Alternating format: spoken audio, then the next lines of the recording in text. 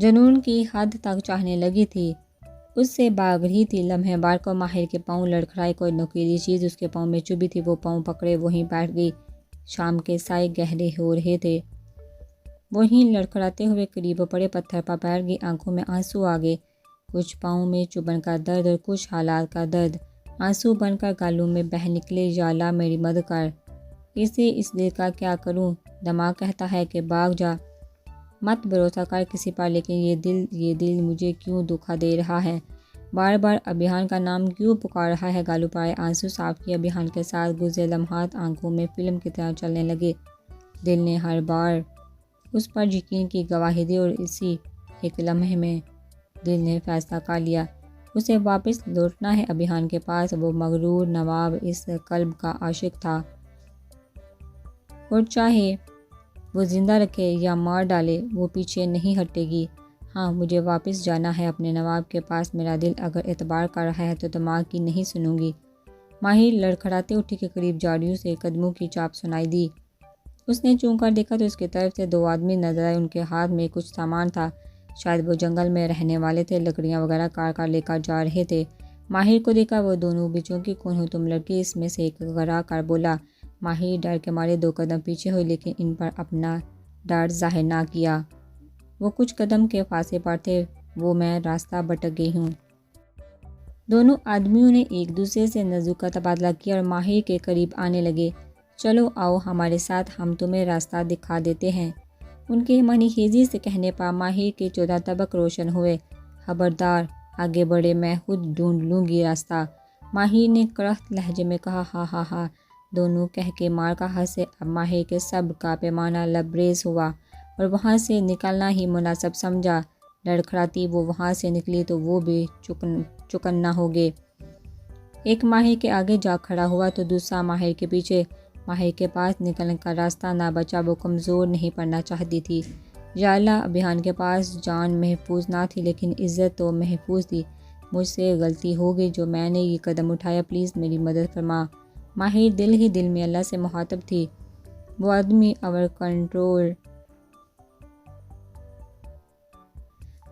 Over confidence से माहिर इनके पहुंचने पर झटके से चकमा देकर एक साइड से निकली और आगे की तरफ भागी। सी लम्हे पाँव का दर्द भी महसूस ना हो रहा था। बस यही था कि इज़्ज़त पर हरफ ना आए। वो दोनों आदमी भी करीब पहुंच गए। तभी माहिर किसी से टकराई तो ऐसा लगा कि दुनिया घूम गई। सर उठाकर देखा तो सारी दुनिया सामने एक शख्स में नजर आई।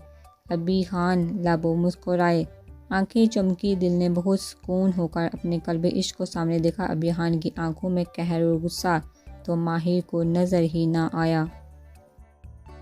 इसे तो बस अभी खान का वजूद तकवीत बख्श रहा था। इतने में वो आदमी भी वहीं पहुंच गए। अभी खान को देखकर दोनों चौंके। फिर से नजरों का तबादला हुआ। अब ये कहाँ से आ गया बीच में। एक बदमज़ा हुआ। ओए, ये लड़की हमारे हवाले कर दो और चलते बनो यहाँ से, एक आदमी ने गुस्से से अभी खान को बोला। अभी खान ने एक नज़र माहिर को देखा, जिसकी आंखों में एक यकीन था अभी खान के लिए, लेकिन अभी खान कुछ लम्हे पहले किए गए माहिर के अमल को ना भूला था। सुना नहीं तुमने, लड़की को पहले हमने देखा और इस पर पहला हक हमारा है। वो आदमी बड़े दावे से बोला। तो मैंने कब रोका, ले जाओ। अभी खान ने माहिर को खुद से अलग करते उनके सामने किया तो वो लड़खड़ा कर गिरी। एक बेयकीनी सी थी। अभी खान ऐसे कैसे कर सकता है। हैरत और बेयकीनी से सामने खड़े शख्स खड़े सहत नज़रों से घूरते अभी खान को देखा। माहिर को अभी खान की नज़रों से वहशत हुई। आंसू फिर से लड़कर गालों पर बह निकले थे। अंदर सब कुछ जैसे टूट गया था। वो दोनों जीत की फतह के लिए माहिर की जाने बढ़े। अभी खान ने माहिर के करीब खड़े ही सिगरेट सुलगाया और धुआं हवा में उड़ाया। एक कहर आलूदा नजर आने वाली पर डाली। आगे बढ़कर वो माहिर को पकड़ता कि अभी खान की गिरफ्त में इसकी कलाई थी। इस शख्स ने हैरत से अभी खान को देखा।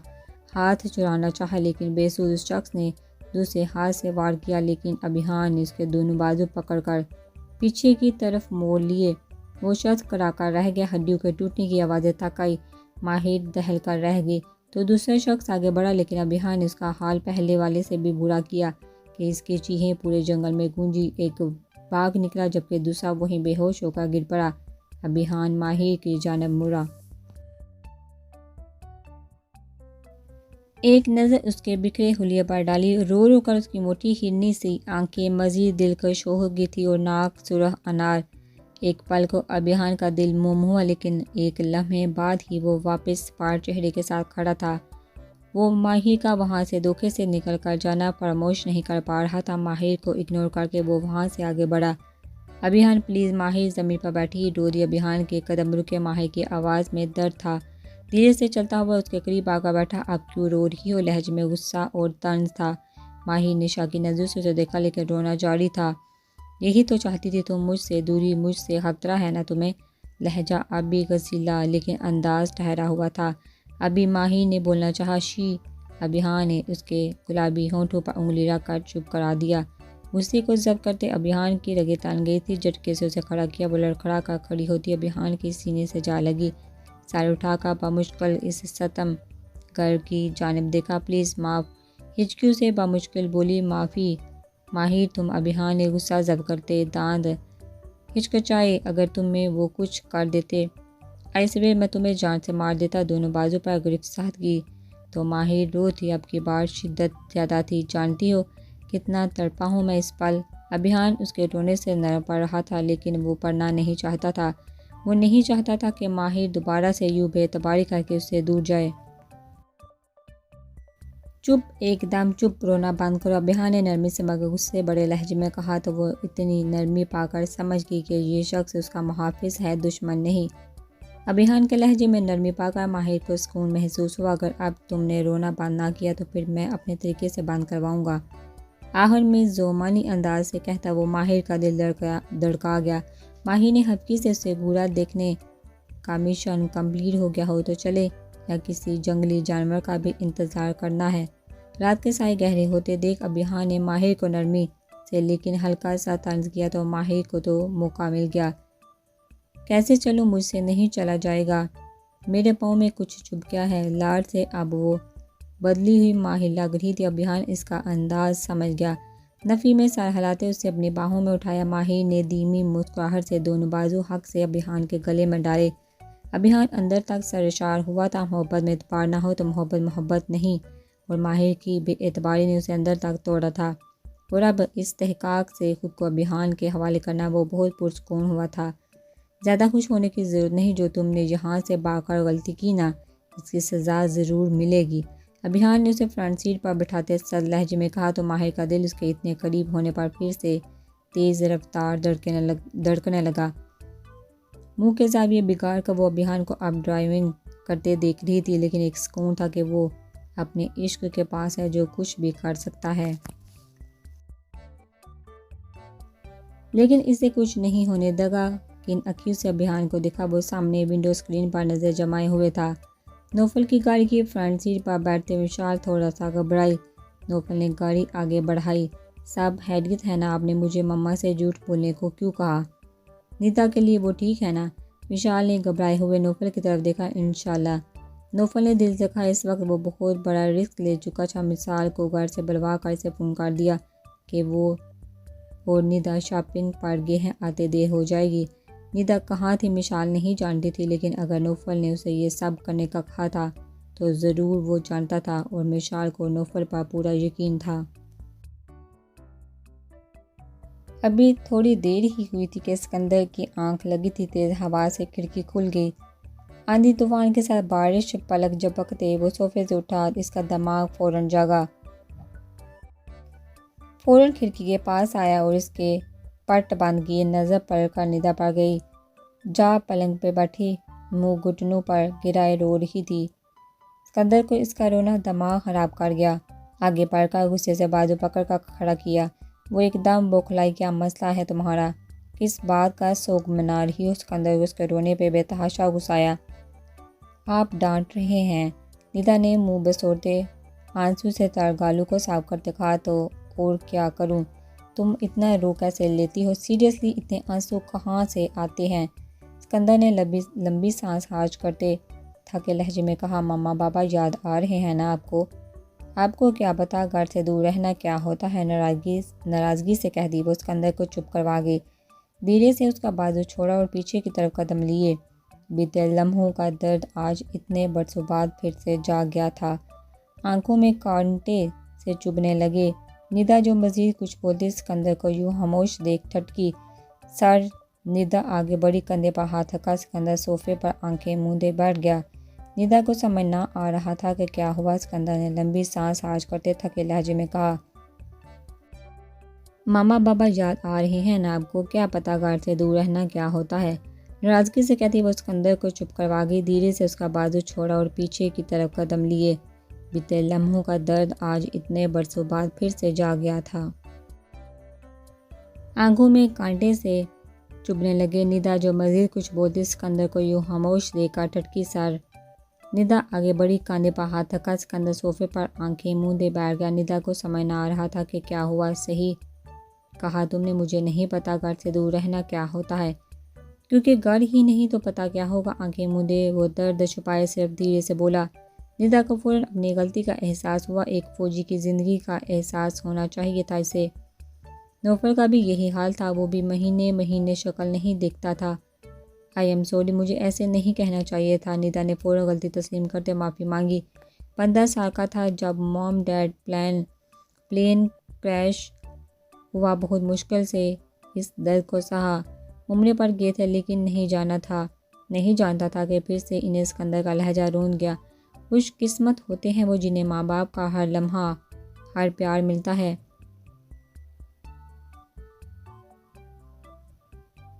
जैसे तुम पर। मेरे लिए तो वो भी खुशकिस्मत हैं जिन्हें माँ बाप की कब्र मिल जाए। मुझे बदनसीब को तो दुख से मजीद वो बोल ना सका।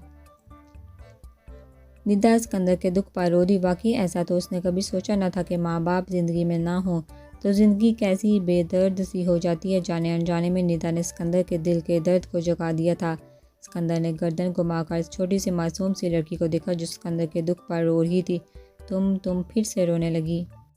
सिकंदर ने हैरत से उसे देखते अपने आप की फीलिंग को छुपाते कहा, खुद बहुत आ जाते हैं आपको। दुख बहुत बड़ा है, मुझे नहीं पता था, अनजाने में हुआ। प्लीज़ सॉरी सुसु करती। वो नाक को हाथ से साफ करती। सिकंदर को वो इस दुनिया में सबसे ज़्यादा अपनी लगी। तुम्हें मेरी तकलीफ़ से तकलीफ़ हो रही है। लहजे में एक मान एक खुशी थी। हाँ, निदा मासूम सी फ़ौरन इस बात में सर हिलाया। सिकंदर तो अंदर तक सरशार हो गया। वो जो इसके करीब बैठी उसके जज्बों को जगा गई थी। इस बात से बेखबर अपने रोने के शुगल में मसरूफ़ थी। तभी लाइट चली गई। निदा घबरा के सिकंदर के साथ जुड़ गई। ये अंधेरा क्यों हो गया है? शायद लाइट चली गई। सिकंदर ने निदा को खुद से करीब होते धीरे से उसके कान में कहा तो वो पूरी तरह चौंकी। वो मुझे अंधेरे से डर अपनी पोजीशन क्लियर करते हुए सिकंदर को अपनी तरफ मजीद राग़ब कर गई। मुझे क्यों सफाइयाँ दे रही हो मिसेस, जबकि मैं जानता हूँ आप हर चीज़ से डरती हैं। सिकंदर ने उसके कंधे पर हाथ रखते उसे मजीद करीब किया। सिकंदर के सीने से लगी अपने दिल की धड़कन की रफ्तार को बढ़ता महसूस कर रही थी। नहीं, हर चीज़ से नहीं डरती। निदा बुरा ही मान गई। सिकंदर ज़ेरे लब मुस्कुराए। रोशनी होती और निदा सिकंदर की मुस्कुराहट देख लेती तो शायद मेमोराइज ही हो जाती। बादल एक बार फिर से ज़ोर से गरजा। खिड़की के बाद फिर से खुल गए थे। तेज़ हवा के झोंके दोनों को छूने लगे। निदा खसमसा के सिकंदर के थोड़ा दूर होने लगी कि सिकंदर ने हाथ की गिरफ्त सहद कर ली। निदा का दिल हल्क में आ गया। अंधेरे में तो कुछ समझाई भी ना दे रहा था। थोड़ी देर बाद बिजली चमकती। दोनों महवियत से एक दूसरे को देख पाते। क्या हुआ? अब भी डर लग रहा है? सिकंदर ने बहुत करीब होते धीरे से पूछा। निदा की आवाज़ तो हलक में ही अटक गई। सिकंदर की इतनी सी कुर्बत पर इसकी जान पर बन गई थी। साकत हो गई धड़कन। एक लम्हे में ही अपना सांस रोक गई। सिकंदर ने महसूस किया तो अपने उमड़ते जज्बे को वहीं थपक कर सुलाया। मिसेस, अगर अपनी सांसों को ऐसे रोका तो इन सांसों को अपनी सांसों में उंडेल दूंगा। सिकंदर ने शिद्दत पसंदी से निदा को वार्न किया तो वो सांस बहाल करती नज़रें झुका गई। सिकंदर ने उसे सीने के साथ लगाया और ठपकी देने लगा। निदा सो जाओ वरना सुबह आंख नहीं खुलेगी। सिकंदर ने धीमे और नरमी लहजे में निदा को सुकून से आंखें मूंद गई। मन चाहा इंसान साथ हो तो डर किस बात का, और हो भी महरम तो दिल की दुनिया खुद ही आबाद हो जाती है। सिकंदर की कुर्बत के एहसास ने निदा को एक नई दुनिया से रोशनास करवाया था। चाहे जाने का एहसास होता ही सबसे जुदा है। क्या बात है भाभी, आप इतना परेशान क्यों हैं? परवान ने सरवत बेगम को मोबाइल हाथ में पकड़े देखा तो पूछ बैठी। परवा माहिर काफ़ी देर से घर से बाहर निकली हुई है, वापस नहीं आई। ड्राइवर को कॉल कर रही हूँ, वो फ़ोन ही नहीं उठा रहा। अच्छा आप परेशान ना हो, आ जाएगी, तसल्ली दी। परवा काफ़ी घंटे हो गए इसे निकले हुए, आप सब घर वाले आने वाले हैं। आपने पूछा तो क्या? अबिहान ने पूछा। हैरियत भाभी, शावेज साहब की एंट्री ने दोनों को चौंका दिया। अरे आप अकेले भाई साहब और अबिहान? परवा के मुंह में थी बात कि परवेज साहब भी अंदर दाखिल हुए। अबिहान को कुछ काम था, शायद लेट हो जाए, फ़ोन आया था उसका। शावेज साहब ने कोट और वालेट परवा को थमाया। आप क्यों परेशान हैं? परवेज साहब सरबत बेगम को परेशान देख कर कह उठे तो सरबत बेगम ने माहिर की अभी तक वापसी न आने के बारे में बता दिया। कितनी देर हो गई है उसे गए हुए? परवेज साहब भी परेशान हो गए और घड़ी की तरफ देखा। 4 घंटे से भी ऊपर टाइम हो गया है। शर्मिंदा सी हुई इतनी देर को गई और आप बता रही हैं? परवेज साहब हल्की से बोली। वो ड्राइवर को कॉल मिलाई, नंबर नहीं उठा रहा। मज़ीद परेशानी बड़ी, प्लीज़ कुछ करे ना। सरबत बेगम की आंखों में नमी आ गई। परवेज साहब ने इन्हें तसल्ली दी, फिर से कॉल मिलाई। बड़े बाबा अगर आप इजाज़त दें तो मैं कुछ कहना चाहती हूँ। उन्हें मौका देख कर चौका लगाना चाहा। सामने सवालिया नज़र से हुर को देखा। बड़े बाबा मुझे लगता है वो भाग गई है। व्हाट नॉनसेंस, क्या बोल रही हो? परवेज साहब को हुर की बात माहिर के लिए सख्त नागवार गुजरी थी। बड़े पापा आप यकीन करें, मैंने खुद इसे फ़ोन पर किसी से बात करते सुना कि वो अपना मकसद कामयाब होते यहाँ से भाग जाएगी। अब मकसद कौन सा ये मुझे नहीं पता। हूँ ने झूठ का सहारा लेते माहिर को बुरा बनाया। माहिर ऐसा नहीं कर सकती। परवेज साहब ज़ेर बड़बड़ाई। तो आपका मतलब है मेरी बेटी झूठ बोल रही है? शावेज साहब का लहजा भी गुस्से की आमेज़श लिए था। शावेज भाई, इनका मतलब ये नहीं हो सकता हूर को कोई गलत फहमी हुई हो। सरबत बेगम ने बात संभाली। नहीं बड़ी मम्मा, कोई गलत फहमी नहीं हुई। कितनी दफ़ा तो इसने आपका मोबाइल भी छुप छुप कर इस्तेमाल किया है। हूर ने अपनी बात को मज़ीद सही साबित करने के लिए मुबलगा राय की।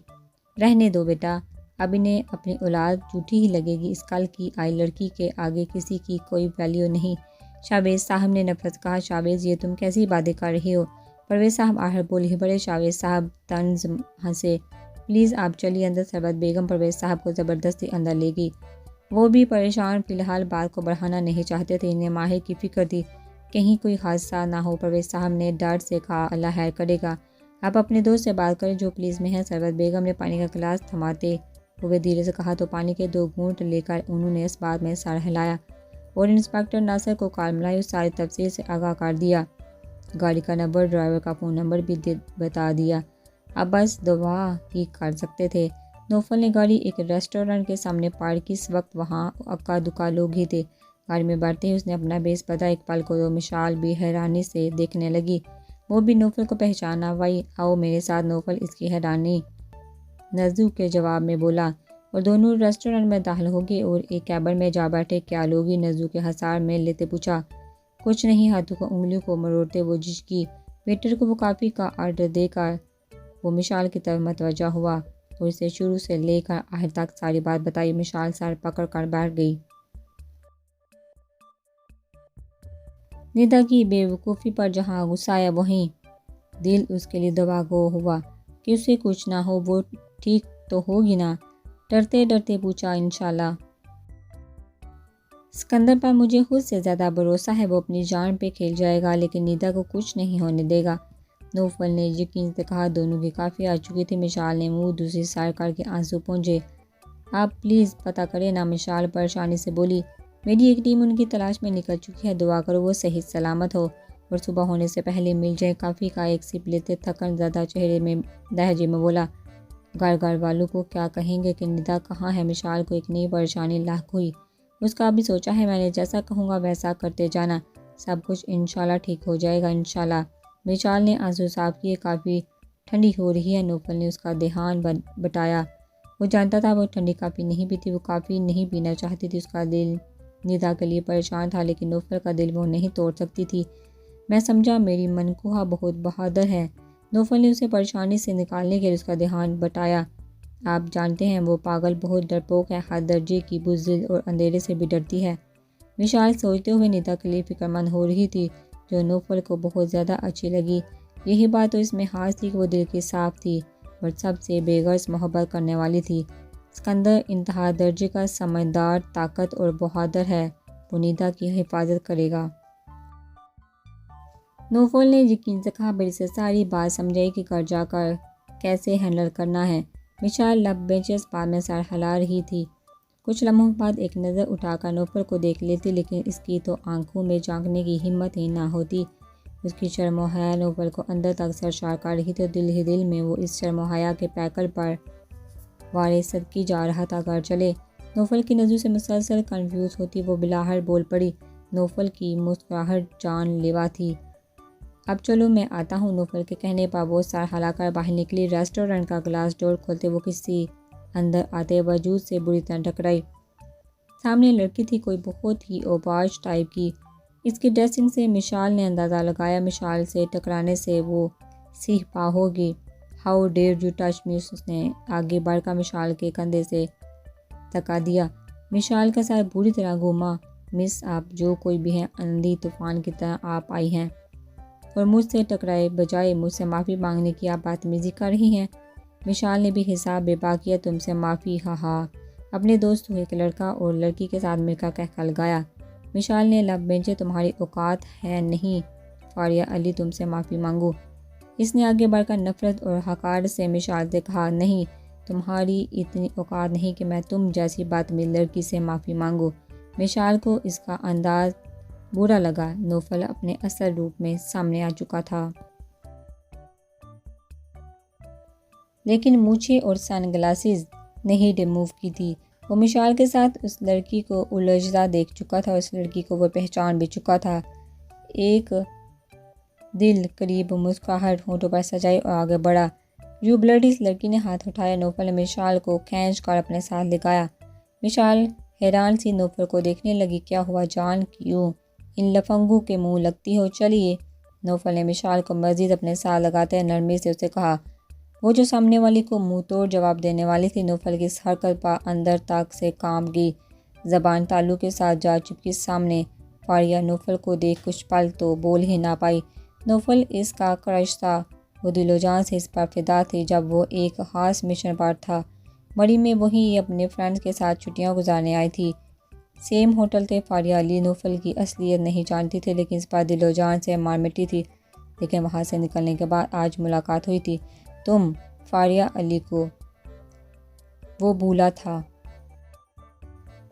था चलिए जान, देर हो रही है। नौफल ने मजीद मोहब्बत से मिशाल के कान में घुस कर कहा और मिशाल का हाथ में एक अदा से फारिया के पास से लेकर बाहर निकल गया। फारिया की नज़रों ने उनका दूर तक पीछा किया। उसका दिल हर चीज़ से उचाट हो गया। चलो डियर, अंदर चले, साथ वाला लड़का बोला। फारिया ने गुस्से से उसे देखा। उसका हाथ झटका और बाहर निकल गई। आप इस लड़की को जानते थे? ड्राइविंग करते नौफल बिल्कुल खामोश था। वो चाहता था मिशाल बोले। मुख्तसर जवाब आया। मिशाल मजीद ना पूछ सके। शक कर ही हो आप मुझ पर? पलट कर एक प्यार बड़ी नज़र डाली।